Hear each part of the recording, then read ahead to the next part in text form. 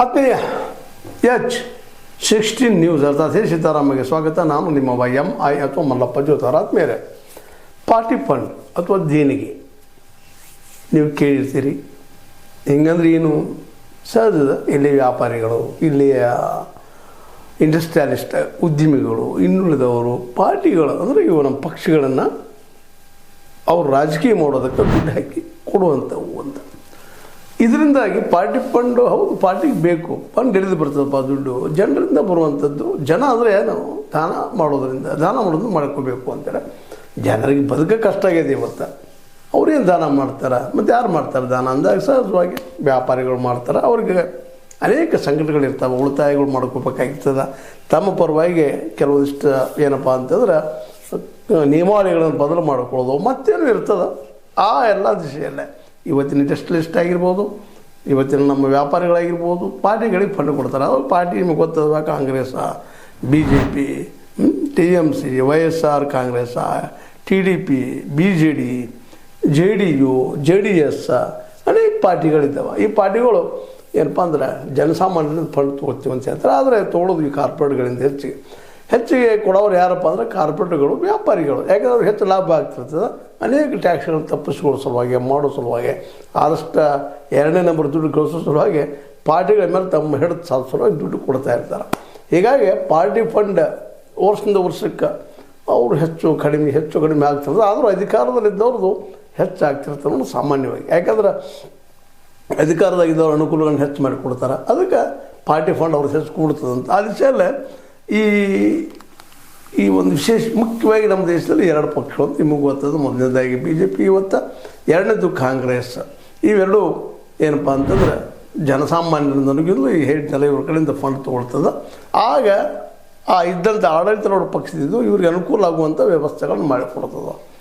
ಈ ವ್ಯಾಪಾರದಲ್ಲಿ ಆಗಿರ್ಬೋದು ಅಥವಾ ಇಂಡಸ್ಟ್ರಿಯನ್ನು ತರಿಸೋದ್ರಲ್ಲಿ ಆಗಿರ್ಬೋದು, ಇಂಡಸ್ಟ್ರಿಯಲ್ ಲಾಸ್ ಆಯಿತು, ಮತ್ತೇನೋ ಆಯಿತು, ಕೆಲವು ಕಂಪ್ನಿಗಳು ಲಾಸು ಆಗಿದ್ದಾವೆ, ಅವರಿಗೆ ರಿಟರ್ನ್ ಅಪ್ ಮಾಡಿಕೊಡೋದಾಗಿರ್ಬೋದು, ಇವೆಲ್ಲನೂ ಮಾಡುವಂಥ ಕೆಲಸಗಳು ನಡೀತಾ ಇರ್ತಾವೆ.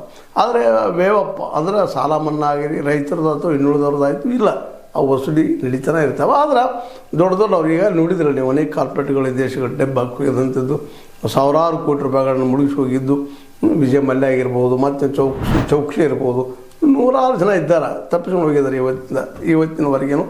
ಅಂಥವ್ರಿಗೆ ಅನುಕೂಲ ಮಾಡಿಕೊಡುವಂಥದ್ದು, ರಿಟರ್ನ್ ಅಪ್ ಮಾಡಿ ಮತ್ತು ಅವ್ರು ಸಾಲ ಕೊಡಿಸೋಂಥ ವ್ಯವಸ್ಥೆ ಐತೆ ಈ ಸರ್ಕಾರಗಳು ಮಾಡಿದ್ದನ್ನು ನಾವು ಗಮನಿಸಬೇಕಾಗಿದೆ. ಆ ದಿಶೆಯಲ್ಲೇ ಈ ದೇಣಿಗೆ ಸಂಗ್ರಹದಲ್ಲೇ ಈಗ ಹೇಳಿದೆ ನಿಮಗೆ ಜಸ್ಟ್ BJP ಇದ್ದಿದ್ದು ಆಡಳಿತ ಪಕ್ಷ ಇರೋದ್ರಿಂದ ಕಾಂಗ್ರೆಸ್ಗಿಂತಲೂ 12 ಪಟ್ಟು ಹೆಚ್ಚಿಗೆ ಈ ವರ್ಷ ಏನಪ್ಪ ಅಂದರೆ ದೇಣಿಗೆಯನ್ನು ಫಂಡನ್ನು ಪಡೆದದ ಅಂತೇಳಿ ರಿಪೋರ್ಟ್ಸ್ಗಳು ಬರ್ತಾ ಇದ್ದಾವೆ.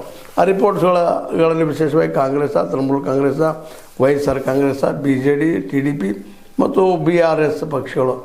ಇದ್ರ ಜೊತೆ ಇನ್ನೂ ಅನೇಕ ಇದ್ದಾವೆ. SP ಅದ, ಅದೇ ಕಾಲಕ್ಕೆ JDU ಹೇಳಿದ್ರಿ, ಇದೇ ನಿಮಗೆ ಜಸ್ಟ್ JDS ಕರ್ನಾಟಕದಲ್ಲಿ ಆಯಿತು, ಅದೇ ಕಾಲಕ್ಕೆ SP, ಮುಂದೆ ನಮ್ಮ ಇವೊಂದು ಲಾಲ್ ಪ್ರಸಾದ್ RJD, ಮುಂದೆ TMC ವೆಸ್ಟ್ ಬೆಂಗಾಲ್ದಲ್ಲೇ. ಸ್ವತಂತ್ರವಾದ ಮೀಡಿಯಾಗೆ ಬೇಕಾಗಿರುವುದು ಸ್ವತಂತ್ರ ಧ್ವನಿ. ಆ ಸ್ವತಂತ್ರ ಧ್ವನಿ ಉಳಿಸಲು ನೀವು ಮಾಡಬೇಕಾದದ್ದು ಇಷ್ಟೇ. ಅದೇನಪ್ಪಾ ಅಂತಂತಂದ್ರೆ ನಿಮ್ಮ ಕೈಲಾದಷ್ಟು ಸಹಾಯ ಈ ಚಾನಲ್ಗೆ ಮಾಡಿ ಹಾಗೂ ನಿಮ್ಮ ಧ್ವನಿಯನ್ನು ಕಾಪಾಡಿಕೊಳ್ಳಿ. ವಿಶೇಷವಾಗಿ 2023-24 ಹೋಲಿಸಿದಾಗ 2024-25 ಈಗ ನಿಮ್ಗೆ ಹೇಳಿದಂಗೆ ಕಾಂಗ್ರೆಸ್ಸಿಂದ 12 ಪಟ್ಟು ಹೆಚ್ಚಿಗೆ BJPಗೆ ಫಂಡ್ ಬಂದದಂತೇಳಿ ರಿಪೋರ್ಟ್ಸ್ಗಳು ಬರ್ತಾ ಇದ್ದಾವೆ. BJP ಇದ್ದಿದ್ದು ವಿಶೇಷವಾಗಿ ಏನಪ್ಪ 2023-24 3,967 ಕೋಟಿ ರೂಪಾಯಿ ಫಂಡನ್ನು ತೆಗೆದುಕೊಂಡ್ರೆ ಅದು ದೇಣಿಗೆಯನ್ನು ಪಡೆದಿದ್ರೆ, ಕಾಂಗ್ರೆಸ್ ಆ ಸಂದರ್ಭದಲ್ಲಿ ಏನಾಗಿದೆಪ್ಪ ಅಂದ್ರೆ ವಿಶೇಷವಾಗಿ 1,129.66 ಕೋಟಿ ರೂಪಾಯಿಗಳನ್ನು ಕಾಂಗ್ರೆಸ್ ಪಡೆದಿತ್ತು 23-24.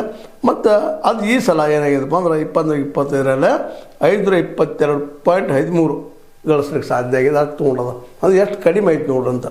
1,129 ಕೋಟಿಯಲ್ಲ, 522 ಕೋಟಿಯಲ್ಲ. ಹೀಗಾಗಿ 12 ಪಟ್ಟು ಹೆಚ್ಚು ವಸೂಲಿ ಮಾಡ್ಕೊಂಡದ BJP. ಮುಂದೆ ಅದೇ ಕಾಲಕ್ಕೆ TMC 646.39 ಕೋಟಿ ರೂಪಾಯಿ ತೊಗೊಂಡದ. ಆಡಳಿತದಲ್ಲೇ ಇದ್ದಂಥದ್ದು 23-24 ಅದು ಕಡಿಮೆ ಆಗಿದೆ. ಈ ಸಲ 184.8 ಕೋಟಿ ತೆಗೆದುಕೊಂಡದ. ಇನ್ನು YSR ಕಾಂಗ್ರೆಸ್ ನಿಮ್ಗೆ ಗೊತ್ತದ, ಆಂಧ್ರದ್ದು.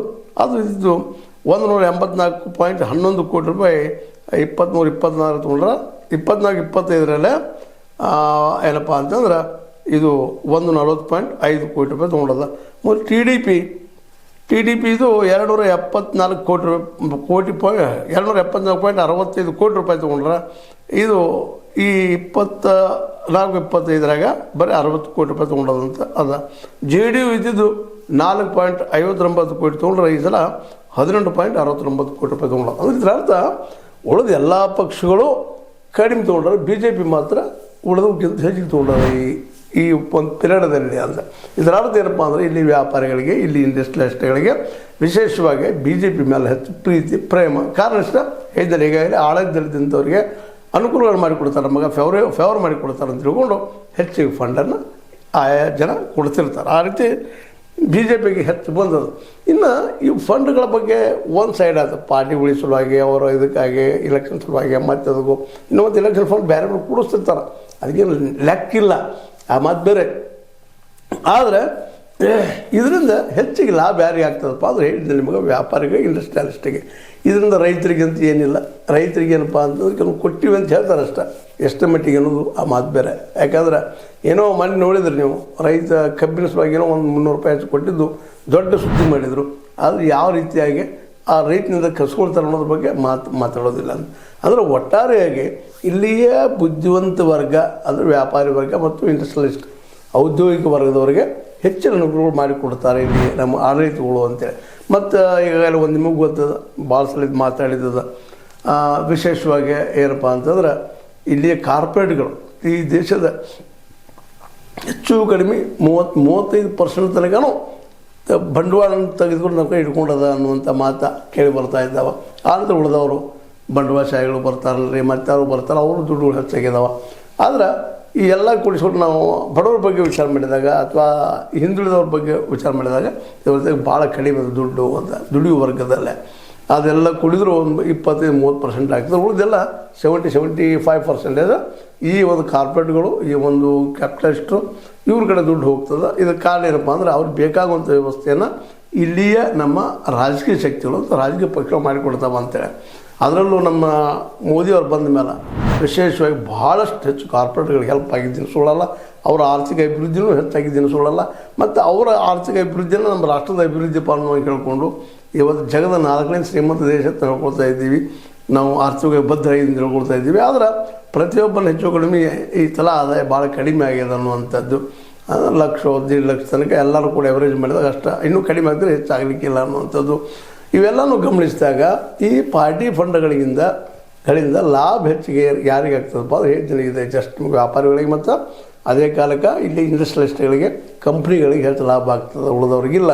ಮತ್ತು ಈ ಒಂದು ಪಿರಿಯಡದಲ್ಲಿ ಕಳೆದ 11 ವರ್ಷಗಳ ಪಿರಿಯಡದಲ್ಲಿ ಲೆಕ್ಕ ಹಾಕಿದಾಗ ಅರೌಂಡ್ ಅಬೌಟ್ 2-2.5 ಲಕ್ಷ ಕಂಪ್ನಿಗಳು ಬಂದಾಗಿ ಹೋಗಿದಾವ ಅನ್ನುವಂಥ ಮಾತನ್ನು ನಾವು ಗಮನಿಸ್ಬೇಕಾಗಿದೆ. ಸ್ಟಾರ್ಟ್ ಆಗ್ತಾವೆ, ಸ್ಟಾರ್ಟಪ್ಪು ಯಾವುದ್ರ ಹೆಸರಲ್ಲೇ ಮುಂದಂತರ ಬಂದ್ ಆಗ್ತಾವೆ. ಯಾಕೆ ಅಂತಂದ್ರೆ ಲಾಸ್ ಆಗಿದಾವೆ ಅಂದ್ರೆ ರಿಟರ್ನ್ ಅಪ್ ಮಾಡಿಕೊಂಡು ಮತ್ತೇನೋ ಮಾಡಿ ದುಡ್ಡು ತಗೊಂಡು ಈ ಕಂಪ್ನಿಗಳು ಬಂದ್ ಮಾಡಿ ಹೋಗಿದ್ದಾರೆ ಅನ್ನುವಂಥದ್ದು ಒಂದು ಮಾತು ಕ್ಲಿಯರಾಗಿ ಕೇಳಿ ಬರ್ತಾ ಇದೆ. ಹೀಗಾಗಿ ಈ ಎಲ್ಲ ನೆಲೆಗಟ್ಟಲ್ಲಿ ಈಗಂತೂ ವಿಶೇಷವಾಗಿ ಎಲ್ಲ ಒಂದು ಈ ವ್ಯಾಪಾರಿಗಳಿಗೆ ಮತ್ತು ಇಂಡಸ್ಟ್ರಿಯಲಿಸ್ಟ್ಗಳಿಗೆ ಕಂಪ್ನಿ ತೆಗೆಯುವಂಥವ್ರಿಗೆ ಬಿ ಜೆ ಪಿ ಮೇಲೆ ಯಾಕೆ ಭರವಸೆಪ್ಪ ಅಂದರೆ ಶುರು ಮಾಡೋದಕ್ಕೆ ದುಡ್ಡು ಸಾಲನೂ ಕೊಡಿಸ್ತಾರೆ, ನಂತರ ರಿಟರ್ನ್ ಅಪ್ ಮಾಡಿಸೋದು ಉಳಿತಾಯ ಮಾಡಿಕೊಡ್ತಾರೆ ಅಂತೇಳಿ ಕೇವಲ ಸರ್ಕಾರ ಮತ್ತು ಈ ಒಂದು ಶ್ರೀಮಂತ ಅನ್ನೋದಕ್ಕಿಂತಲೂ ಕಾರ್ಪೊರೇಟ್ ಮಧ್ಯದಲ್ಲೇ ಒಂದು ಈ ಅನೈತಿಕ ಹೊಂದಾಣಿಕೆ ಇದ್ದದಕ್ಕಾಗಿ ಇವತ್ತು ದೇಶದಲ್ಲಿ ಬಡತನ ಹೆಚ್ಚಾಗ್ಲಿಕ್ಕೆ, ಉದ್ಯೋಗ ಕಡಿಮೆ ಆಗ್ಲಿಕ್ಕೆ. ಯಾಕಂದ್ರೆ ಉದ್ಯೋಗಗಳೇ ಇಲ್ಲಲ್ಲಿ ಸೃಷ್ಟಿ ಮಾಡೋದಕ್ಕೆ ಸ್ಟಾರ್ಟ್ ಮಾಡ್ತಾರೆ, ನಂತರದಲ್ಲಿ ಅದು ದಿವಾಳಿ ಆಯ್ತು ಅಂತೇಳಿ ರಿಟರ್ನ್ ಅಪ್ ಮಾಡ್ಕೊಂಡು ಹೋಗಿಬಿಡ್ತಾರೆ. ಇದೇ ಉದ್ಯೋಗ ಆಗಿದೆ ಈ ದೇಶದಾಗ ಅನ್ನುವಂಥದ್ದನ್ನು ನಾವು ಗಮನಿಟ್ಟು ನೋಡಿದಾಗ ಸಹಜದ ಬಿ ಜೆ ಪಿ ಆಡಳಿತದಲ್ಲಿದ್ದಾರೆ, ಲಾಭ ಮಾಡ್ತಾರೆ ಅಂತೇಳಿ ಕಾಂಗ್ರೆಸ್ ಇದು 12 ಪಟ್ಟು ಹೆಚ್ಚು ಕೊಟ್ಟಿದ್ದಾರೆ. ಹಾಗಾದರೆ ಕಾಂಗ್ರೆಸ್ ಕೊಟ್ಟಿಲ್ಲ, ಉಳಿದ ಪಕ್ಷ ಪಾರ್ಟಿಗಳು ಕೊಟ್ಟಿಲ್ಲ ಅಂತಲ್ಲ, ಅದು ಹಿಂದೆ ನಾಳೆ ಏನೋ ಬಂದರೂ ಬರ್ಬೋದು, ಸ್ವಲ್ಪ ಕೊಟ್ಟಿದ್ದಾರೆ ಅವ್ರಿಗೂ. ಒಟ್ಟಾರೆಯಾಗಿ ಇದೊಂದು ಪಾರ್ಟಿ ಫಂಡ್ ಅದು ದೇಣಿಗೆ ಅನ್ನೋದು ಏನಪ್ಪ ಅಂತಂದ್ರೆ ರಾಜಕೀಯದಲ್ಲಿ ವ್ಯಾಪಾರ ಆಗ್ಯದ ಅಂತ ಅನ್ನಿಸ್ತದೆ. ನಿಮಗೇನು ಅನ್ನಿಸ್ತದೆ? ಇದಕ್ಕಾಗಿಯೇ ಇಲ್ಲಿ ಇಂಬ್ಯಾಲೆನ್ಸ್ ಅಂತ ಎಕನಾಮಿಕ್ ಅಂತ ಹೇಳ್ಬೇಕಾಗಿದೆ. ನಾವು ಈ ಕಾರಣಕ್ಕೆ ಇವತ್ತು ಆರ್ಥಿಕ ಅಸಮಾನತೆ ಹೆಚ್ಚಾಗಿದೆ ಅಂತ ಹೇಳ್ಬೇಕಾಗಿದೆ ಅಂತ ಹೇಳ್ತಾ ಪಾರ್ಟಿ ಫಂಡ್ ಈ ರೀತಿ ಹೆಚ್ಚಾಗೋದು ಕಾರಣ ಇಷ್ಟ ಇಲ್ಲಿಯ ಕಾರ್ಪೊರೇಟ್ಗಳಿಗೆ ಮತ್ತು ವ್ಯಾಪಾರಿಗಳಿಗೆ ಹೆಲ್ಪ್ ಆಗಲಿ ಅನ್ನುವಂಥ ಆ ಕಾರಣಕ್ಕೆ ಆಗ್ಯದ. ಪಾರ್ಟಿಗಳು ಅದರಿಂದ ಬದುಕ್ತಾ ಇದ್ದಾವೆ. ಇಷ್ಟೇ ಇದ್ರ ವಿಷಯ. ಇಷ್ಟು ಹೇಳ್ತಾ ಉದ್ಯೋಗ ಮಾತ್ರ ಸೃಷ್ಟಿ ಆಗಿಲ್ಲ ಅನ್ನಿಸೋದು ನಾವು ನೆನಪಿಟ್ಕೊಂಡು ಇದ್ರ ಬಗ್ಗೆ ನಿಮ್ಗೆ ಏನು ಅನ್ನಿಸ್ತು? ನಿಮ್ಮ ಅಭಿಪ್ರಾಯ ತಿಳಿಸ್ತಾ ಇರಿ. ಮತ್ತು ಹೇಳುವಂಥದ್ದು ವಿಷಯ ಬಂದಾಗ ಹೇಳೋಣ ಅಂತ ಹೇಳ್ತಾ ನಮ್ಮ ಅನಿಸಿದ ಕೆಲವು ವಿಷಯಗಳು ನಿಮ್ಮೊಂದಿಗೆ ಮಾತಾಡಿದ್ದೀನಿ. ನಿಮ್ಮ ಲೈಕ್ ಮಾಡಿ, ಶೇರ್ ಮಾಡಿ, ಕಾಮೆಂಟ್ ಮಾಡಿ, ಜೊತೆ ಸಬ್ಸ್ಕ್ರೈಬ್ ನಿಲ್ಲಿಸ್ಕೊಂಡು. S60 ನ್ಯೂಸ್ ಅರ್ಥ ಅತ್ಯಂತ ಸತ್ಯ ಕೈಗಳಲ್ಲಿ ವಂದನೆಗಳು.